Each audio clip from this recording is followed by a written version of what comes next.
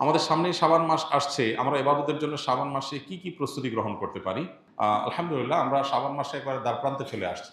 খুব শীঘ্রই শাবান মাস শুরু হতে যাচ্ছে। শাবান মাস এমন একটা মাস যেটা নফল রোজার জন্য আদর্শ মাস। নবীজি সাল্লাল্লাহু আলাইহি সাল্লাম শাবান মাসে যত রোজা রাখতেন, অন্য কোনো মাসে এত রোজা রাখতেন না। রমজান তো পুরো মাসটাই রোজার মাস, সেটা বাদ। ওইটা বাদ রেখে যদি চিন্তা করা হয় তাহলে অন্য ১১ মাসের মধ্যে নবীজি সাল্লাল্লাহু আলাইহি সাল্লাম সবচেয়ে বেশি রোজা রাখতেন, নফল রোজা রাখতেন যে মাসে, সেটার নাম কি? শাবান মাস। সেই মাসটা আমাদের একেবারে দোরগোড়ায় চলে আসছে।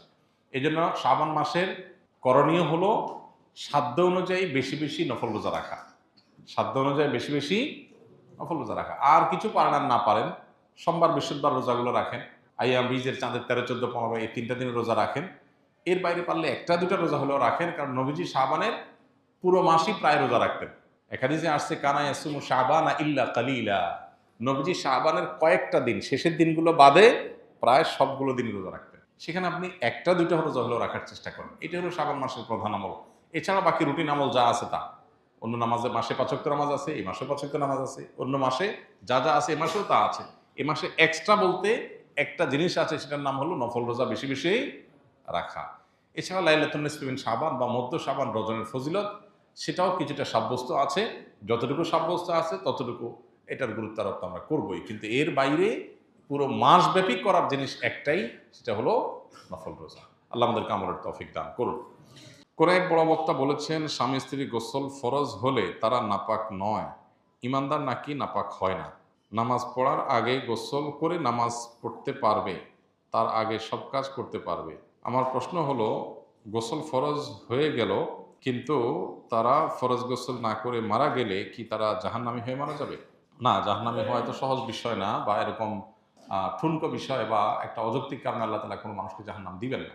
কারো গোসল ফরজ হয়েছে, স্বামী স্ত্রী গোসল ফরজ হয়েছে, কারো স্বপ্নদোষ হয়েছে গোসল ফরজ হয়েছে, যে কোনোভাবে গোসল ফরজ হয়েছে। গোসল ফরজ হওয়ার পর পরবর্তী যে নামাজ আছে তার আগে আগে গোসল করা তার জন্য ফরজ, কারণ তাকে নামাজ পড়তে হবে। যদি সে পরবর্তী নামাজ আসার আগে আগে সে গোসল করার নিয়ত ছিল, বাট তার আগে তার মৃত্যু এসে যায়, তার কোনো দায় আল্লাহর কাছে নাই, কারণ সে কোনো অন্যায় করে না। ফরজ গোসল অবস্থায় মারা গেলে তার জন্য কোনো গুনাহ হবে না, তার গোসল তো দেওয়া হবেই। তার নামাজের জন্য গোসল করা লাগতো, সে নামাজ আসার আগে দুনিয়া থেকে সে চলে গেছে, তাহলে ওই দায়ও আল্লাহর কাছে তার আর নাই। হ্যাঁ, যদি এমন হয় নামাজের ওয়াক্ত হয়েছে, ওয়াক্ত অনেকখানি চলেও গেছে, সে অবহেলা করছে, অলসতা করছে, গোসল করার নিয়তি নাই, নামাজ পড়ার নিয়তি নেই, তাহলে তা দায় আছে। আর এর বাইরে এই যে যেটা বলেছেন যে মুসলমান কখনো নাপাক হয় না, না, মুসলমান পাক নাপাক সবই হয়। মুসলমান হলে একেবারে ওই যে খ্রিস্টানদের মতো যে আমরা খ্রিস্টান, তা খ্রিস্টানরা মনে করে যে তারা খ্রিস্টান হয়েছে, তারা তাদের কোনো পাপের দায় নিতে হবে না, তাদের সমস্ত পাপের দায় তাদের নবী নেবে, এরকম একটা বিশ্বাস তাদের মধ্যে আছে, যার কারণে তারা কোনো পাপ করতে চিন্তা করে না, যা খুশি তা করে। কারণ তারা মনে করে তাদের নবী ঈসা আলাইহিস সালাম, তারা মনে করে যে তিনি শূলে চড়ে মৃত্যুবরণ করেছেন, তার উম্মতের পক্ষ থেকে সকল দায় তিনি নিয়ে তিনি দুনিয়া থেকে চলে গেছেন। তো এটা ভুল কথা। কোরআনে আল্লাহ বলেছেন যে আল্লাহ তাআলা ঈসা আলাইহিস সালামকে আল্লাহ জীবিত রেখেছেন এবং তাকে উপরে তুলে নিয়েছেন, বার রাফাহুল্লাহ। তো এই জন্য মুসলমানদের মধ্যে কেউ যদি মনে করে যে মুসলমান কখনো নাপাক হবে, এটা ভুল বিশ্বাস। অবশ্যই নাপাক হবে, কোরআন হাদিসে বড়ি বড়ি আয়াত এবং হাদিসের প্রসঙ্গে আছে। কেউ বললে এটা তার মূর্খতা ছাড়া কিছু না, যদি এইভাবে কেউ বলে থাকে। আমি মেহেদী হাসান সাকিব, যশোর মনিরামপুর থেকে। আমার প্রশ্ন হলো, আমি নিয়মিত নামাজ পড়ি, কিন্তু আমার পড়া দেখে মসজিদে কিছু মুরব্বী মজা করে, ঠাট্টা করে, কারণ আমি বুকের উপরে হাত বাঁধি। এখন যারা বা যে মুরব্বীগুলো আমাকে নিয়ে মজা বা ঠাট্টা করে, তারা কি অপরাধ করছে না? তাদের ব্যাপারে কিছু বলুন। ভাই, আমরা হাত কি নাভিতে বাঁধবো না বুকে বাঁধবো, এটা নিয়ে ওলামাদের মত পার্থক্য আছে। হানাফি মাযহাব অনুযায়ী নাভির নিচে হাত বাঁধবে, আর অন্যান্য ওলামা একরামের অনেকেই বুকে হাত বাঁধার কথা বলেন। এই উভয় মতের সপক্ষে একেবারে সুস্পষ্ট এবং একেবারে বিশুদ্ধ দলিলের পরিমাণ খুবই কম। এই বিষয়ে যদি আপনি বিস্তারিত জানতে চান, তাহলে সেক্ষেত্রে ডক্টর আব্দুল্লাহ জাহাঙ্গীর রহমাল্লাহ খুব একটা ছোট্ট ছোটি বই লিখেছেন, এবং উনি যেহেতু হাদিস বিভাগের প্রফেসর ছিলেন ইউনিভার্সিটিতে, হাদিসগুলো অ্যানালাইসিস করে তিনি লিখেছেন সালাতে কোথায় হাত বাঁধবেন, ছোট্ট ছোটি বই। এটা পড়লে আপনার কাছে ধারণা পরিষ্কার হয়ে যাবে। এইটাকে কেন্দ্র করে যদি কোনো তরুণকে বা কোনো মানুষকে বুকে হাত বাঁধে এই জন্য তাকে নিয়ে ঠাট্টা বিদ্রুপ করে, তাহলে অবশ্যই অন্যায় করছে। কারণ যিনি বুকে হাত বাঁধছেন তিনি ওলামাদের ইজতিহাদের উপরে, কিছু হাদিসের উপরে ভিত্তি করে তিনি আমল করার চেষ্টা করছেন। তো এইটাকে বিদ্রুপ করা, মানুষটা কি কখনো বেনামাজিকে নিয়ে বিদ্রুপ করেছেন?